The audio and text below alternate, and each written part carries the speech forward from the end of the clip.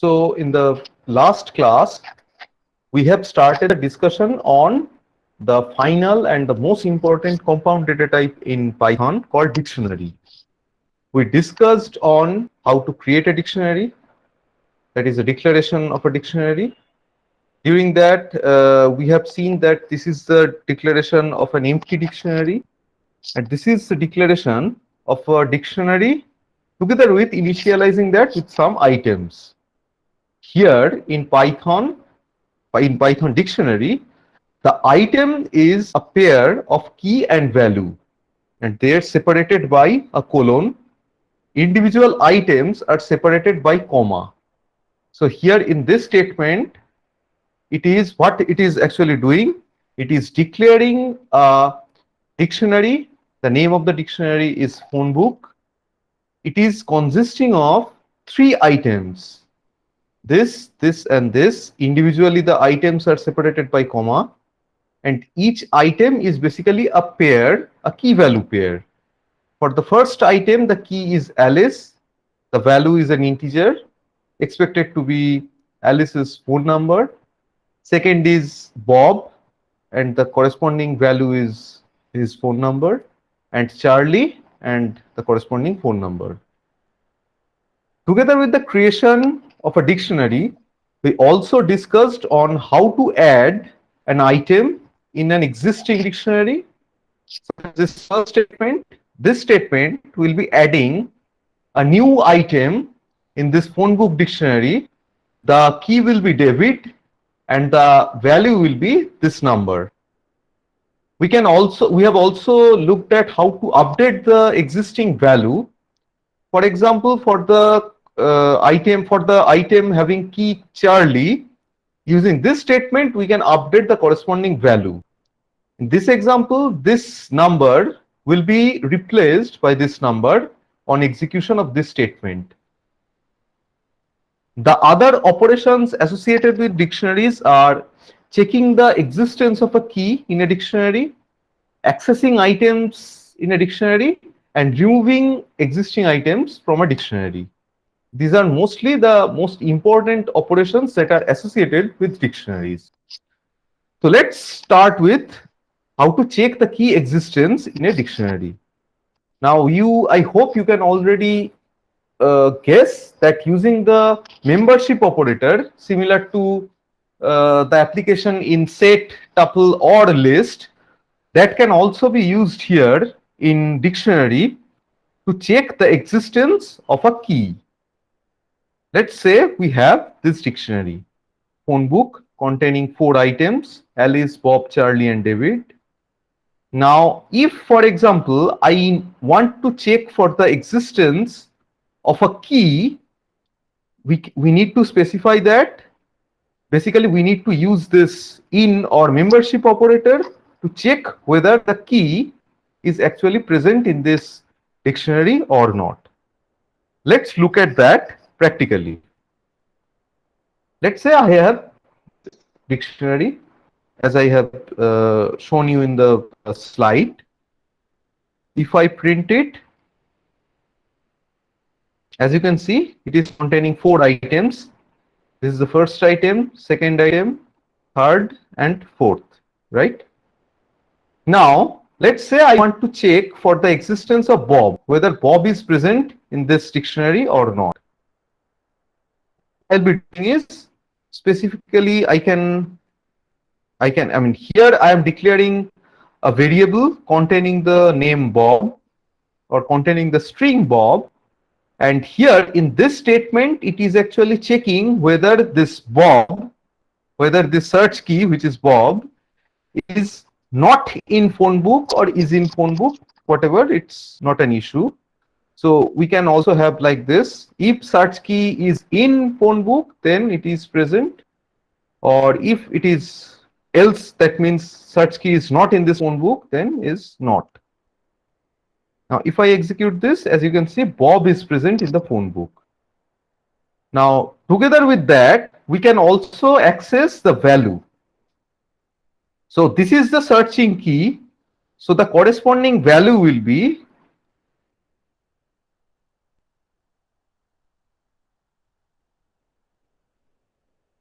corresponding phone number, we can simply use the square bracket or third bracket with the search key to access the corresponding value.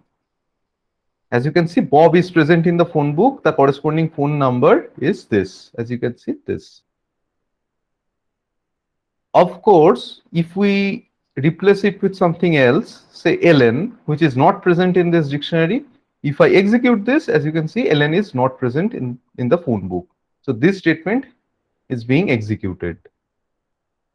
Now note that here the searching thing or searching element is the key. We cannot search on the basis of the value. So let's say we want to check the existence of Alice and the corresponding phone number of Alice. We can do that. The phone number is this 98765432110.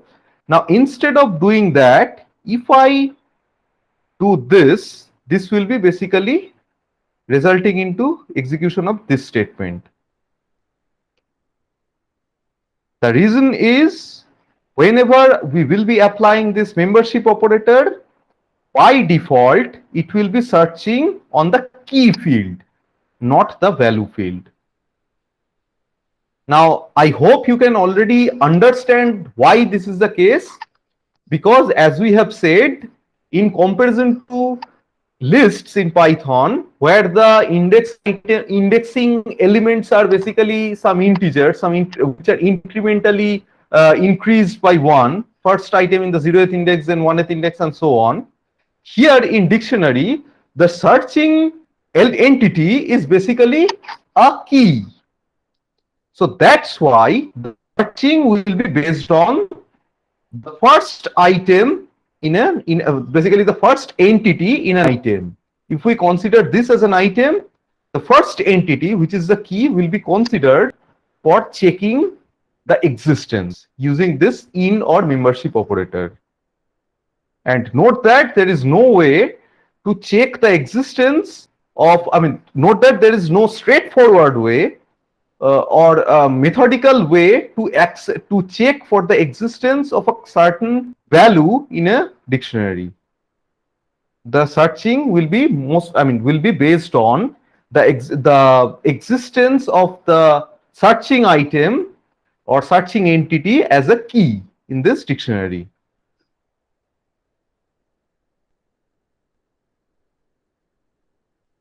So the next operation is accessing the individual items in a dictionary. So there are broadly two ways of doing that. One is using the third bracket, as we have seen here, and another is by using a function called get. Now, before going into the difference, showing you the difference between the application of these two, let's try something else. Let's say we have the phone book, right? The phone book is containing these 4 items. Now, here what I am doing is I am accessing the corresponding value if and only if this search key is present, right? Now, what if I apply this searching or this third bracket, this first way of accessing an item when the search key is absent in the dictionary? Let's say if I want to get the phone number of Alice, this will be providing us the phone number of Alice. But if I provide something, say Ellen, the telephone number of Ellen, which is actually not present in this phone book or in this dictionary, this will be resulting into an error, which is a key error. Here, because Ellen is not present, it will be providing us with an error, which is a key error. As compared to that, get will be something that is more applicable. So In case the key that we are searching with is not found, third bracket notation will be resulting into a key error. But if we use the get method, I'll be showing you in a minute how to use that. The get method will be returning a value of none, which is more easier to handle than this key error. As you already have seen that if we are encountering an error, that is kind of, other than having the explicitly handling that error, it will be terminating the execution of the program. So that's why it is always better to avoid raising this kind of an error, which is called runtime error. We will be discussing how to handle them explicitly in couple of classes, but as I have said, it is always better to adopt a solution which will not be raising you any kind of error. So as I am showing, in case the searching key is not found, third bracket, using the third bracket notation, will be providing us with an error, which is a key error. In comparison get, the get function will be returning a value, which is a none, which is, you can consider an empty value. Now let's look at how this is actually done. So first of all, if I just do, considering this example, if I just want to check the existence of the key ln, what I can do is phone book then dot get.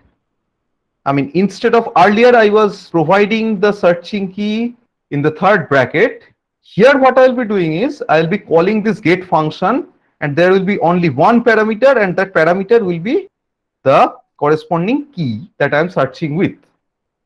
Now this will be printing none. Note that if it is an existing key, it would have been returning the corresponding value. But in case it is actually absent, or in case the key is not found, such as this, for this case ln, it will be providing us with an error, with a message none, or none will be returned by this statement. Now why I am saying that it is easier to handle, because let's say we have a large dictionary containing, say, millions of items. Of course, we can apply this together with this membership operator. That is, we will be applying the third bracket or the first notation of accessing an item, if and only if the searching key is already, we know that the searching key is already present in the dictionary. But in this case, there is a flaw. The flaw is, basically, there are two searches that is happening. The first search is actually checking whether this is present or not, and the second search is actually considering the corresponding value. So in comparison, we can simply use a get. And how to replace this, or how to replicate this application with a get function, let's first of all do that. I'm copying the code. Just replace it with, say, ln. Instead of checking this, applying this in and then, applying this membership operator and then this third bracket, what I'll be doing is, I will be calling the get function with the search key,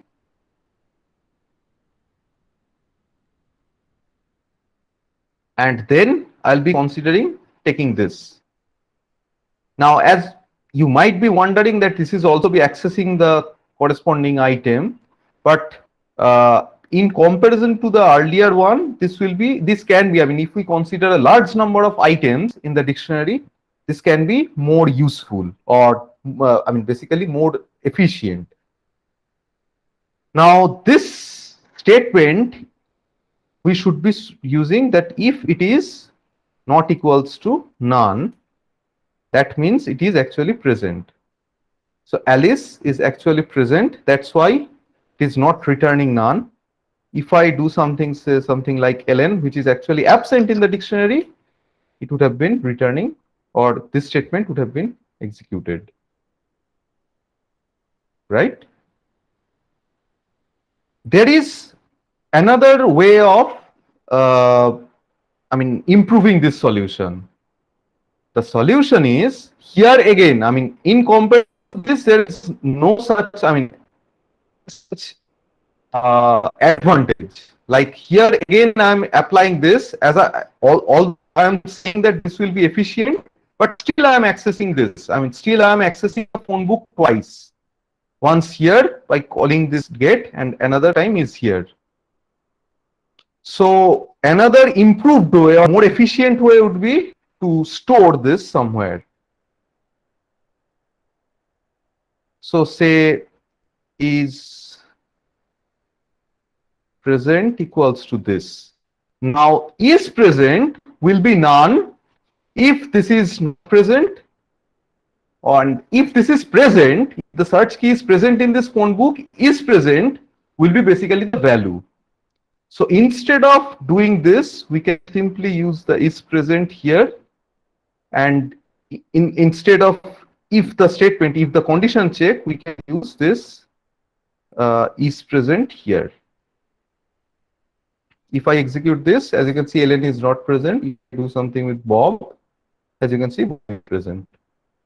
Now note that here I am accessing the phone book or the dictionary only once, in comparison to here where I was accessing it twice. So this is efficient solution of using it. So look at another example. So here I am declaring one dictionary with two items. The first key is name, second key is age. The first value is corresponding value is Saurabh, and the and second value is basically 26. Now this will be returning the corresponding value, but here it will be returning 26. Perfectly fine. One I am using third bracket, and another point I am using the get function. But if I want to access a key which is not present here, this will be returning none, but this will be an error. So this is the scenario. Age is fine. Now if I want to do this, this will be a key error. But if I apply the same thing here, it will be returning none. So the bottom line is, it is always better to use this get function, but for smaller applications, it is okay to use this third bracket. But note that in case the searching item is not found in the dictionary, this third bracket notation will be returning a key error or raising a key error. Now let's come back to the program that we have started our discussion with. Write a program to find out how many times a certain word is occurring in a document. Now we have already written the program here to access the corresponding file, right? Here code. I'm just copying the code to save some time.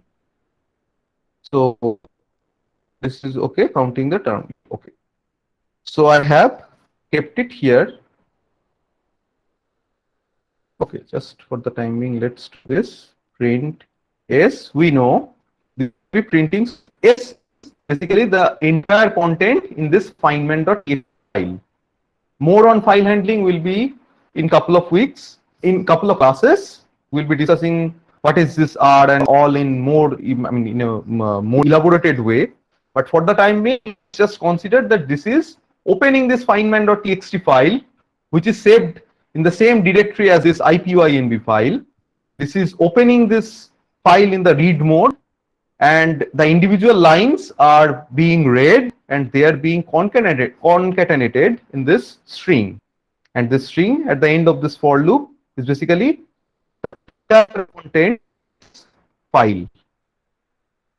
Now, in last class we have looked at the solution on how to check the frequency of certain terms using lists and strings, and we have highlighted the fact that while using the lists and strings, it is actually applying the linear search. That's why they are more time consuming.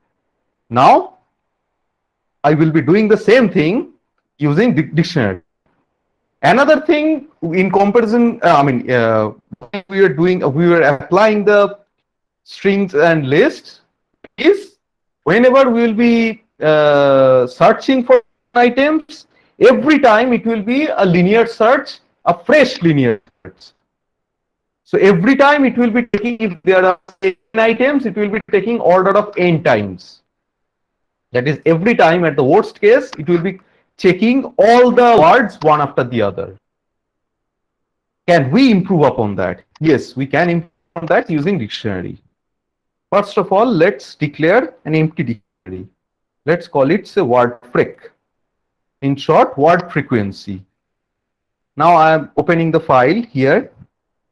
Now instead of having this string, what I'll be doing is I will be splitting up as we want to set the individual words. I'll be splitting up the individual line of present spaces. So word in, say in dot split. So if I print the word here, I hope you can guess that this will be printing individual words in this file. Richard Feynman, Richard Feynman. So let's just that you can really understand that in more detail. As you see, Richard Feynman, Phillips Feynman, so on. So on every occurrence, every spaces, they are being split up into a word, or they are more known as tokens. These are the usual tokens, right? So using this split function, we can actually pick up the whole entire file into a set of tokens. Now what I'll be doing is, there are multiple ways of doing that. What I'll be doing is, I will be checking for the existence of the presence of this word in this dictionary or not. How we will be doing that? Using the get function.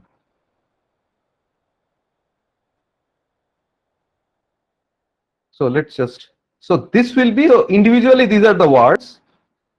I will be checking whether this word is actually present in this dictionary or not.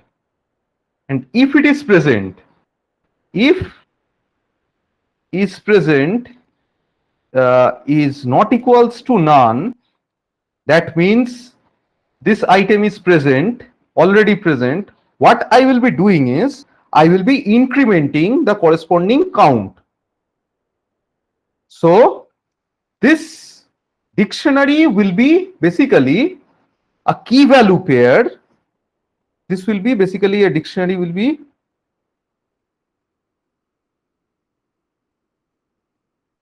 this word freq will be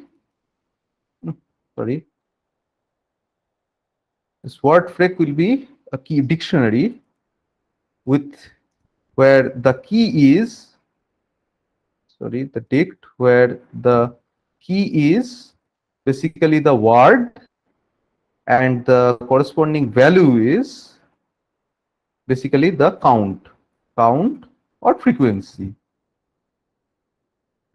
of the word, or basically the key in that file, in that document. So here I am searching for the presence of that corresponding word in that dictionary. If the word is present in the dictionary as a key, it will be returning some none. And then what I'll be doing is, I'll be incrementing the corresponding count. How can we do that? I hope you can guess. Word freq, and then, first of all, let's say that it is not present. Okay, so this means that the word that I am searching with is not present in this dictionary. This will be the first case, right? When Richard will be entered or Richard will be read, in that case, this statement will be resulting into setting is present as none. That means when word is Richard for the first time, that means, I mean, is present is none means Richard has not been encountered in this dictionary yet. Then what I will be doing is I'll be putting that word, which is Richard, with the corresponding count as 1. Right? And else means what I have written earlier. Else means the word is already present. So what I'll be doing is word break. I hope you can guess. Word, I will be writing plus equals to 1. So existing count, whatever it was, I'll be incrementing it by 1. So I'm just using the shorthand, which is basically the corresponding lengthier version will be this. Right? So if the word is absent or if the word had not been encountered while reading the file after the other, I will be putting that word in the dictionary with the corresponding count as 1. And if it is already there, in this case is already there, that means I'll be incrementing. So this is, so if the word is already there, the present count is put here or stored here, right? I'll be incrementing that by 1 and I'll be storing the new value here in the, as the same value as the value for the same key.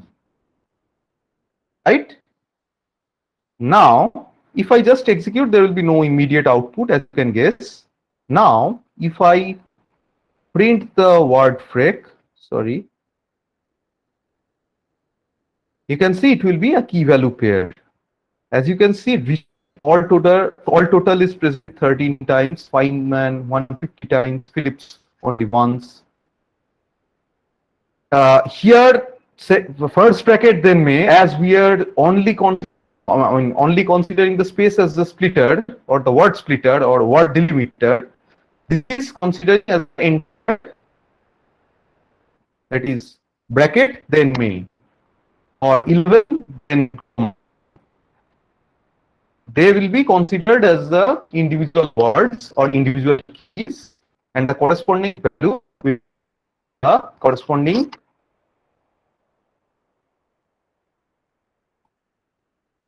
I guess there was a drop of a couple of seconds. So whenever we will be searching, we'll be using this key, and as the value, we'll be having the corresponding count or how many times the word is present. Let's just check it out.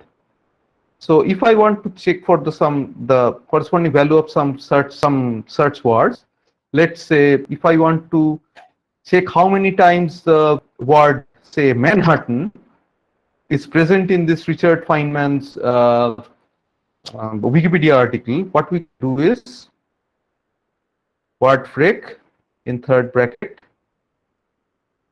Manhattan. It will be returning the number of times Manhattan is present in this file.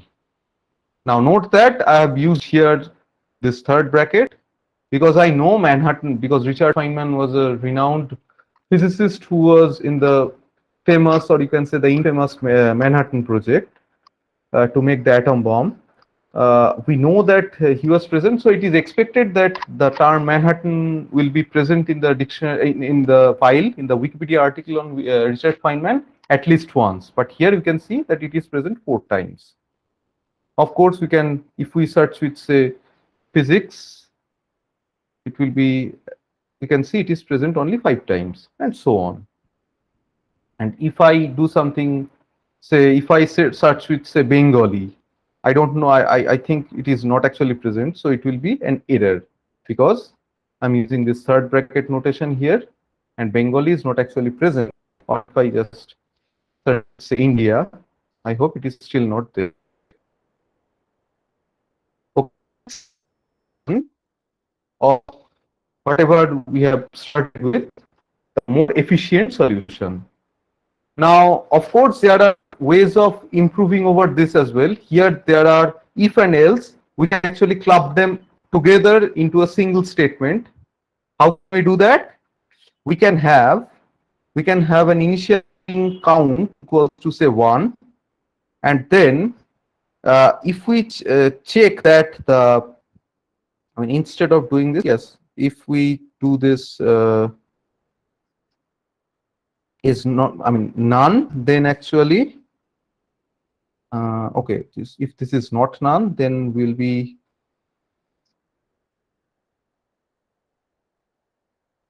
count of is present of word plus 1, and finally what I'll be doing is I'll be doing this. So I'm kind of writing this in a non-explorative way. I hope you can understand. Here I'm checking the existence. If the word is present, this will be non-none. If it is not if it is absent, it will be none. So here I'm considering that by default every point of time it will be none. That is, every word will be a new word. I'm initializing count with 1, and then what I am doing is I am basically actually this is actually not needed. Just to initialize this, I am doing this. So basically this is saying that the word is a new word which I haven't encountered yet, or I haven't put into this dictionary yet. This statement is saying that the word I have already encountered and is already present in this dictionary. In that case, I'll be basically overwriting this count which was initialized to 1. I'll be overwriting that value with the present value or the present count that already stored here, and I'll be incrementing it by 1 new count, irrespective of whether the word is present or not. I'll be using this statement to put that new count. If the word is a fully encountered one, count will be 1, remaining 1. Otherwise, it will be non-1, greater than 1 value. Any question on this program?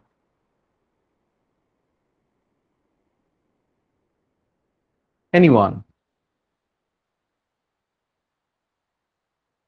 I am online, right?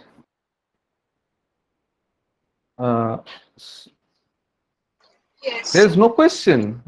Yes, please. Achha, okay. So I hope it is clear. Okay, moving ahead. So the next operation is accessing all the items in a dictionary. There are multiple ways of doing that. Although this function or this operation is less applied on dictionaries. That is, it will be hardly the case that we will be accessing all the items in a dictionary. As I have started with the discussion on dictionary is applicable when there is a need to constantly search on a dynamic data, or the data is changing.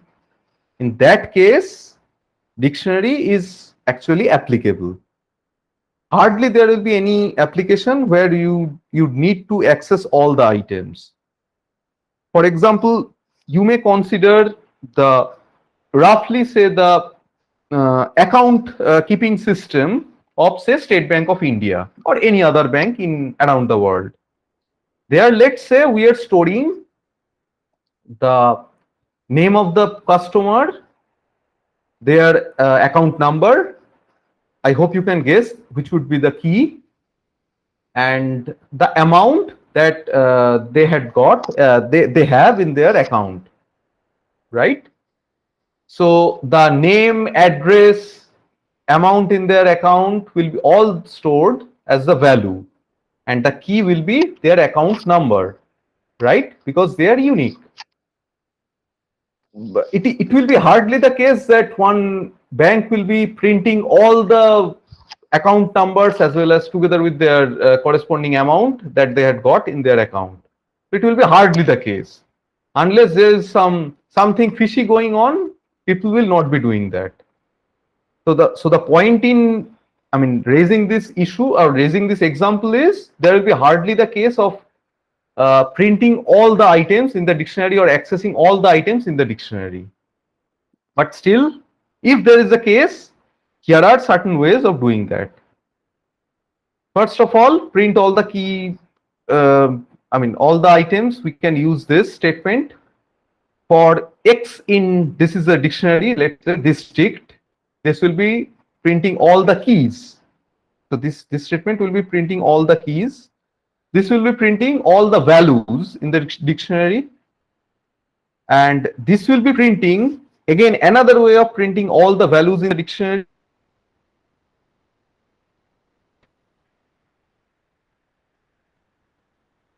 And this is a way of printing all the items, that is key value pairs, in the dictionary. Okay, let's look at them practically. So let's say we have the phone book with, I hope you can remember, it is containing 4 items. The phone book is containing Alice, Bob, Charlie, David. So if I execute this, this will be printing all the keys. Also, we have WordFreq dictionary as well. If we do this, or if we, let's not call it X, just call it W as a short form of word, this will be printing all the words in the dictionary.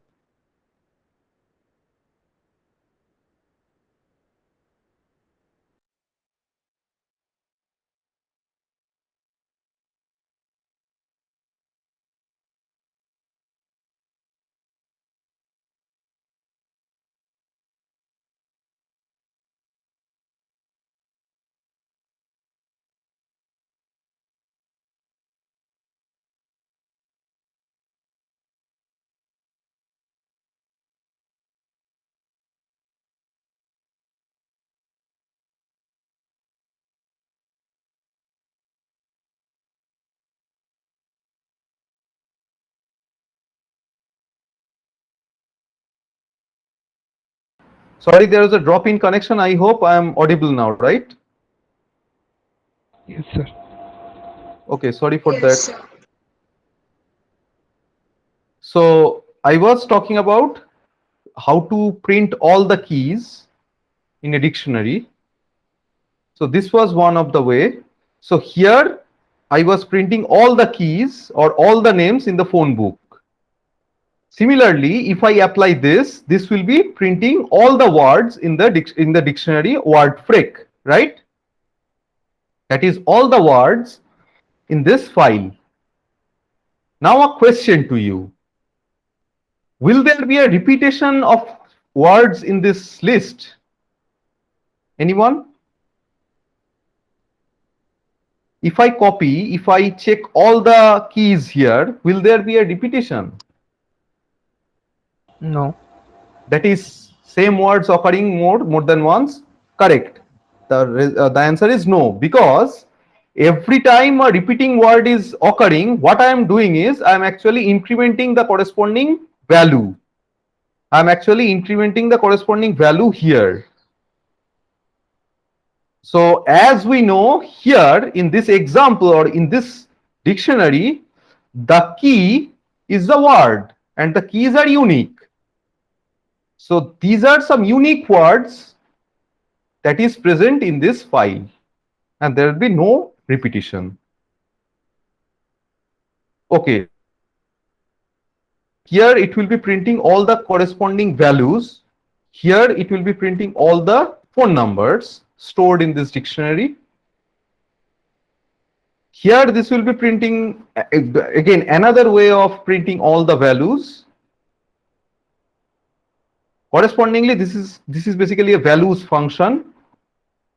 There is a keys function as well. We'll be looked at it in a couple of minutes.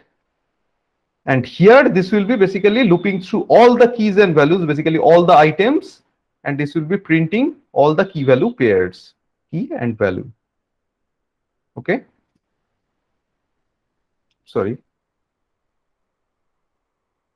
So to access all the keys and all the values, as I have said, there are this keys function and values function. Let's try that. Say phone book dot keys. This will be printing all the keys as ticked keys, and similarly phone book dot values. This will be printing all the values as ticked values. Okay. Here that dict values, and using this for loop we are considering them one after the other. Now the final operation or final most important operation on dictionary is removing items from the dictionary. Let's say we have a dictionary squares where the key is a number and the value is its corresponding square. 1 1 2 4 3 9 4 16 5 25. Let's say this is a toy example that I am having. If I want to remove an item, I should be removing them based on the key. So here pop key, here key should be a key present in this dictionary. It removes and returns the value corresponding to the key. Now this is similar to the pop function that we have already discussed earlier in other compound data types. So let's say if we apply this pop 3, I mean with argument 3 on this dictionary, it will be removing this item. Similarly, pop item is another function which is not that much applicable or not that much useful.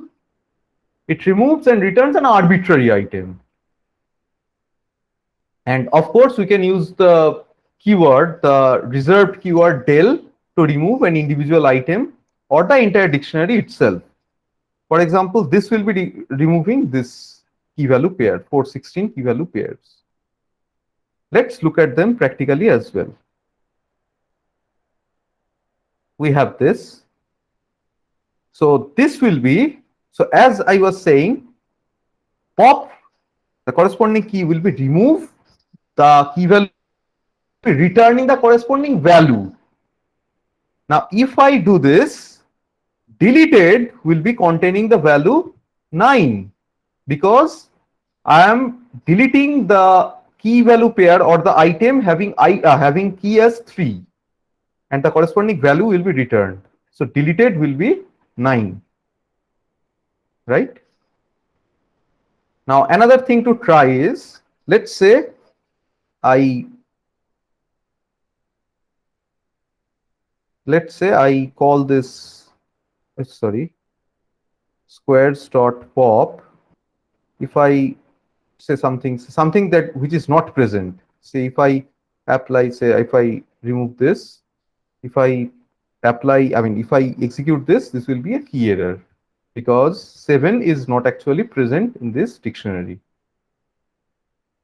Okay.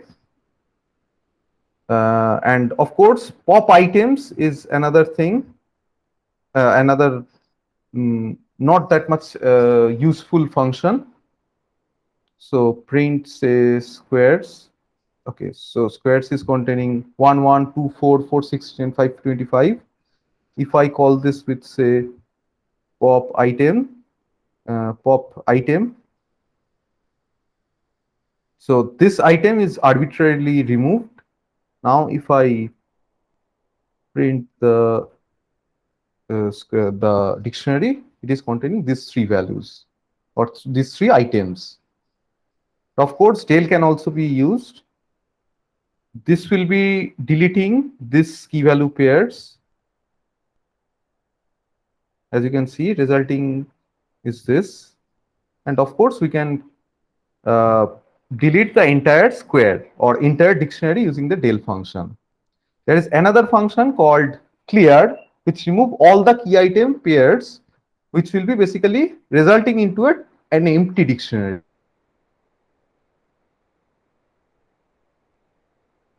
But note that this will be an empty dictionary after applying this clear. So clear will be basically removing all the items. Now note that if I execute this here, note that I haven't executed this cell earlier. This will be basically removing the existence of this dictionary altogether. So this will be an error, as this statement is deleting the entire existence of the dictionary. This will be an error. Okay. So this is the recap of the dictionary methods. The first method is an useful one, update, which we haven't discussed yet. So the update is basically updates the dictionary with the key value pairs from the item that you are providing as the argument here. Let's say we have two dictionaries, 1, 1, 2, 2, 2, 2. I mean, the first dictionary is containing two items, 1, 1, 1 is the key, and ONE is the value, 2 is the key, and TWO is the value, and so on. And for the second dictionary, there are again two items. The keys are 2 and 3, and the corresponding values are TWO and THREE as strings. Now, if I have this, and if I update, I mean, if I apply this update function on this D1 with the argument given as D2, this will be basically overwriting or basically combining them together, and the resultant dictionary will be 1, 1, 2, 2, and 3, 3. Okay. Now let's make it a little bit more complicated or a little bit more diverse. Say the D1 is containing 1, 1, and 2, 2, and say we have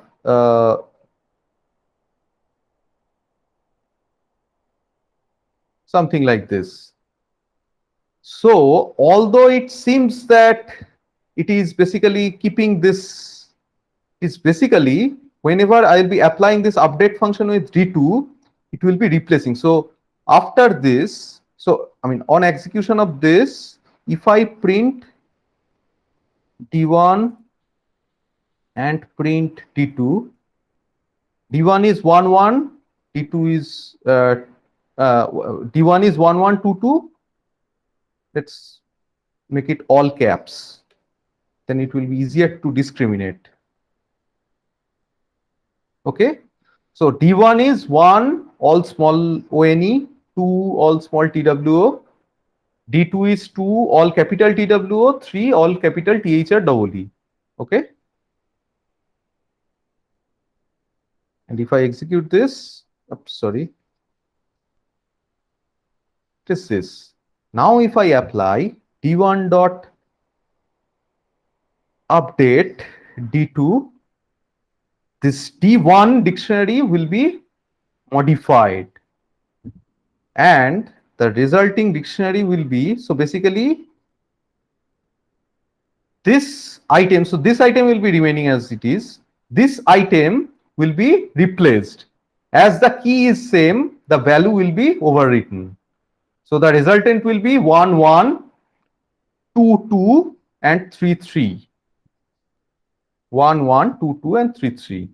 This is essentially what it is doing is this update function is basically, let's consider it is D1 is, so now D1 is already containing 2 with 2. It is basically applying this operation. So this operation is being applied on calling this function, right? This is the update function. The rest of the functions I have already discussed, although very briefly some of them, but they are quite intuitive, and I hope you can apply them on your own or test them on your own. So as there is another way of declaring a function using the dict constructor or the dict function.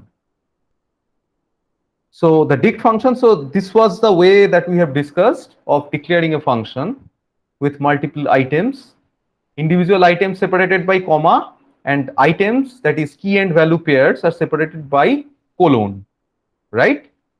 another way of using this another way of initializing this dictionary is using this dict function.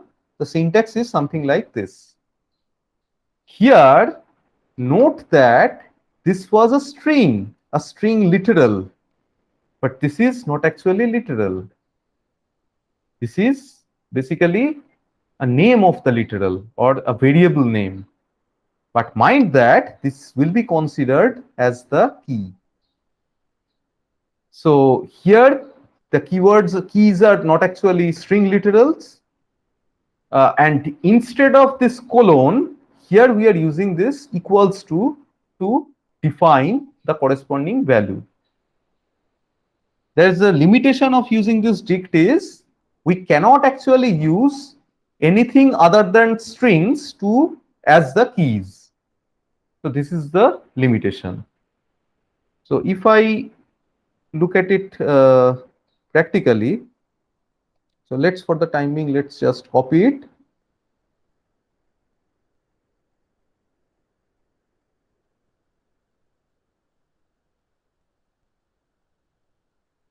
Now, this is basically as phone book was initially there, this will be making, so let's call it a phone book 2.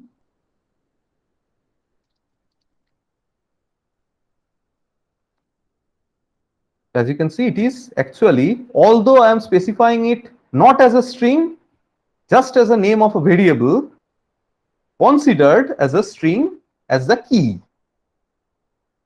So this is the way of using the dict function or using the dict constructor as it is called as to initialize a dictionary. Okay. So there can be a nested dictionary as well, where the a dictionary. For example, let's consider this example. Mahorshi Devendranath Thakur, who is the father of Rabindranath Thakur. So this is the offspring dictionary of Devendranath.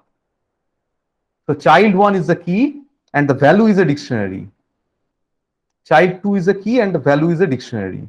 And individual dictionary name is Satyendranath or the corresponding name is the value, then year is the key and the corresponding year is there.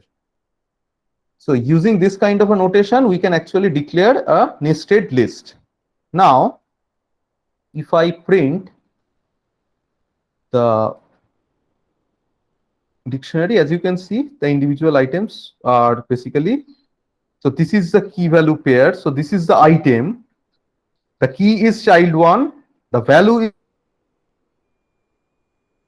dictionary. There are 2 keys, basically 2 items.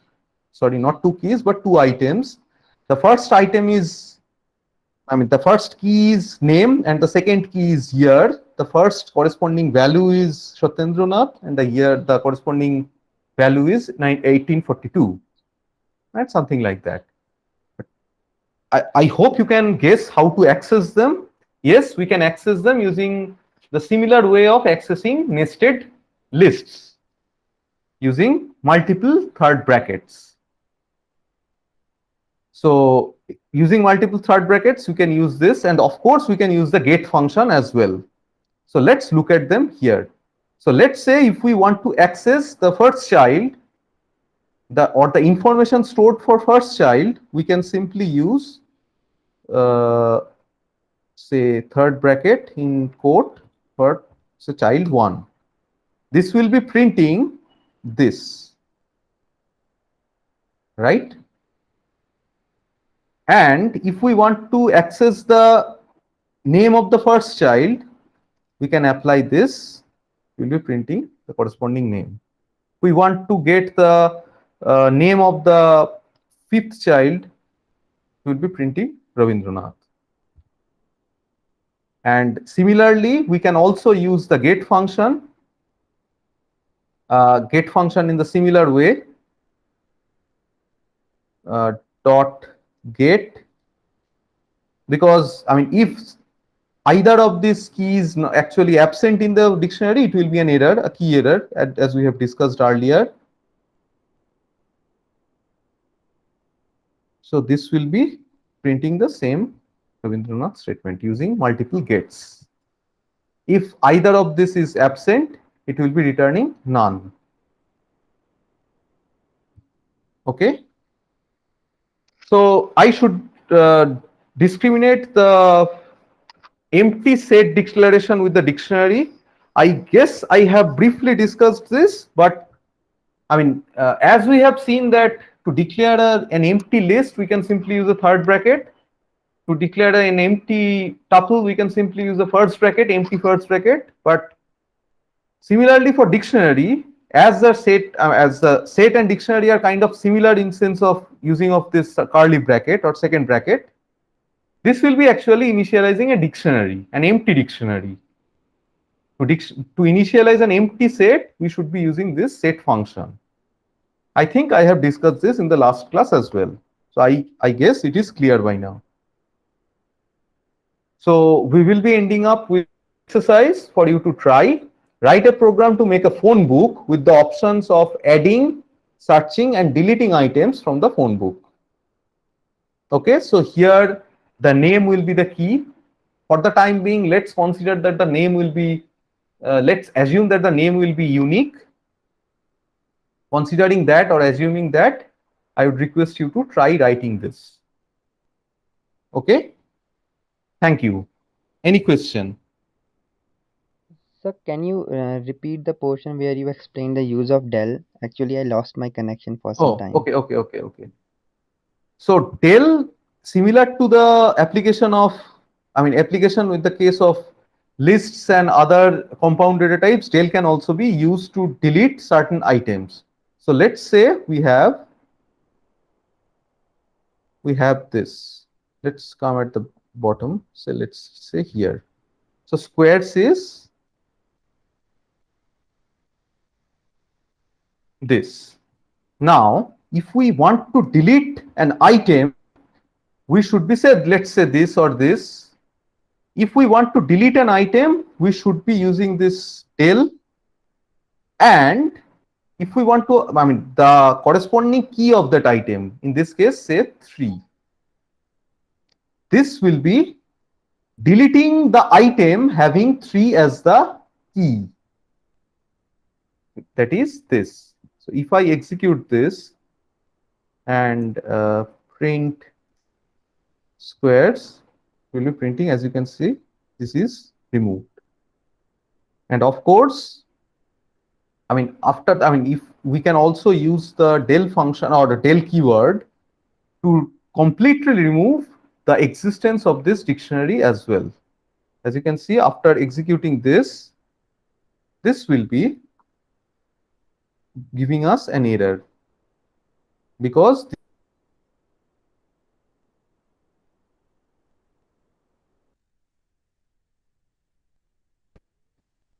it's simple. It's similar to the application with, application of del in case of lists. Is it clear? Yes, sir. Thank you. Okay.